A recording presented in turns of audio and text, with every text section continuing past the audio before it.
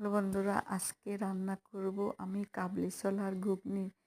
যেভাবে সাধারণভাবে রান্না করে ঠিক সেভাবেই রান্না করব। এখানে এই কাবলি ছোলা দিয়েছি, পেঁয়াজ, আদা কুচি আর দিয়েছি গোটা গরম মশলা। এবার গ্যাসের উপর প্রেসার কুকারটা বসিয়ে দিলাম। এবার পেঁয়াজগুলো কুচি কুচি করে কেটে নিচ্ছি। আদা রসুনগুলো মিক্সারে পেস্ট করে নেব। এই মিক্সারে আদা রসুনগুলো সুন্দর করে পেস্ট করা হয়ে গেছে। দেখো, এবার তেলে আমি দেবো গোটা গরম মশলা, তেজপাতা আর হলো গোটা জিরে। আর পেঁয়াজটাকে বেশ ভালো করে লাল লাল করে ভেজে নেব।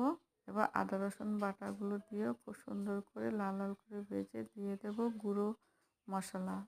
দেব হলুদ গুঁড়ো, লঙ্কার গুঁড়ো, জিরে ধনে গুঁড়ো দিয়ে দেবো। এবার বেশ ভালো করে কষাবো। কষানোর পর আলুগুলো দিয়ে বেশ আলুগুলোকেও কষিয়ে নেব। এই যে খুব সুন্দরভাবে আলুগুলোকে কষিয়ে এইদিকে কাবলি ছোলাগুলো সেদ্ধ হয়ে গেছে। এই কাবলি ছোলাগুলো সেদ্ধ হয়ে গেছে।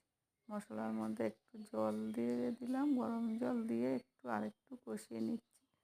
আলুটা সেদ্ধ হয়ে গেছে। এবার আমি জলটাকে ছেঁকে নিলাম। এবার কাবলি ছোলাগুলো দিয়ে বেশ ভালো করে কষিয়ে নেব। এটা একদম পুরো সাধারণভাবে কাবলি ছোলার ঘুগনি। একদম কোনো অতটা মশলা টশলা দেওয়া নেই, একদম সাধারণভাবে রান্না হয়েছে।